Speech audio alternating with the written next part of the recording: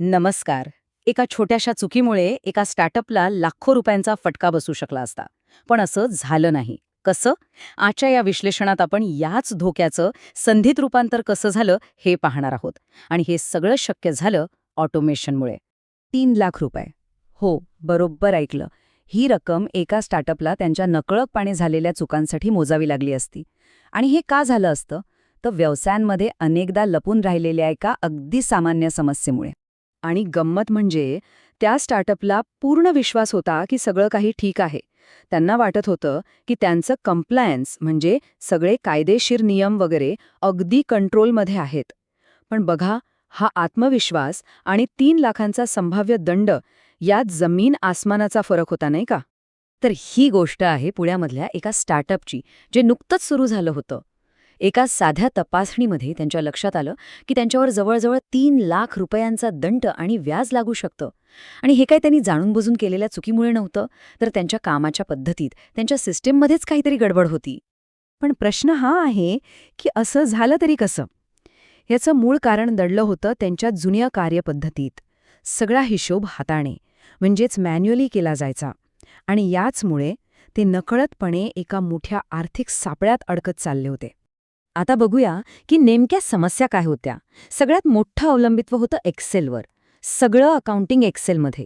मग GST returns भरताना योग्य ताळमेळच नसायचा. इनपुट टॅक्स क्रेडिटचा तर पत्ताच नव्हता.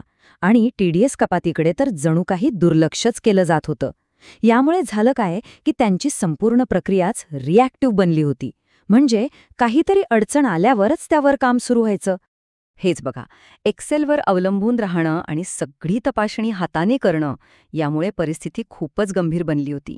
त्यांच्या आर्थिक डेटावर त्यांचं काहीच नियंत्रण राहिलं नव्हतं आणि त्यामुळे जीएसटी सारख्या महत्त्वाच्या गोष्टीत खूप मोठी जोखीम तयार झाली होती.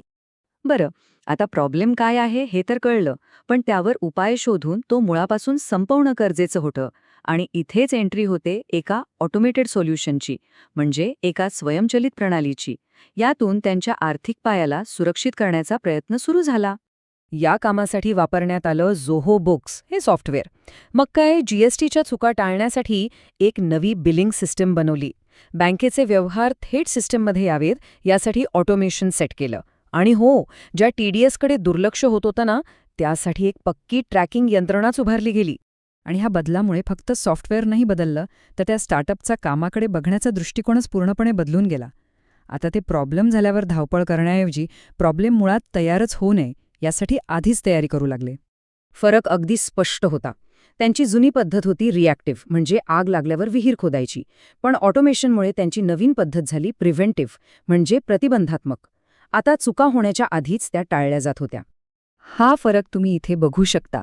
मॅन्युअल आणि ऑटोमेटेड सिस्टममध्ये किती तफावत होती.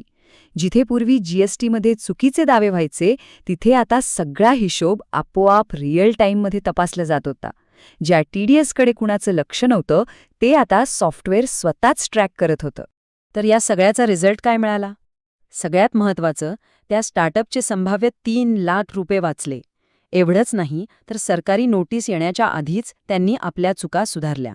आता त्यांचे आर्थिक रेकॉर्ड्स इतके पक्के होते की ते कोणत्याही ऑडिटसाठी तयार होते. पण फायदा फक्त दंड टाळण्यापुरता नव्हता. यामुळे झालं काय की व्यवसायाच्या मॅनेजमेंटला त्यांच्या कॅश फ्लो, त्यांची देणी आणि त्यांचं कंप्लायन्स स्टेटस या सगळ्यांबद्दल अगदी स्पष्ट आणि अचूक माहिती मिळू लागली.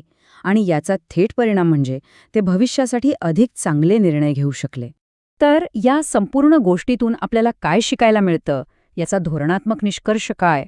तो हा आहे की कंप्लायन्स किंवा कायदेशीर पूर्तता ही फक्त एक नियम पाळण्याची गोष्ट नाही, तर ती तुमच्या आर्थिक जोखीम व्यवस्थापनाचा एक महत्त्वाचा आधारस्तंभ आहे. हे वाक्य खरं तर या संपूर्ण विश्लेषणाचं सार आहे. तुमची आर्थिक प्रणाली जर योग्य असेल, तर तुम्ही फक्त दंड टाळत नाही, तर तुम्ही तुमच्या व्यवसायासाठी एक मजबूत आणि विश्वासार्ह आर्थिक पाया तयार करता. आणि शेवटी एक प्रश्न उरतोच की ऑटोमेशन हे फक्त हिशोब ठेवण्याचं एक साधन आहे की व्यवसायाच्या भविष्यावर आर्थिक नियंत्रण मिळवण्याची एक मोठी धोरणात्मक संधी आहे. यावर विचार करायला हवा.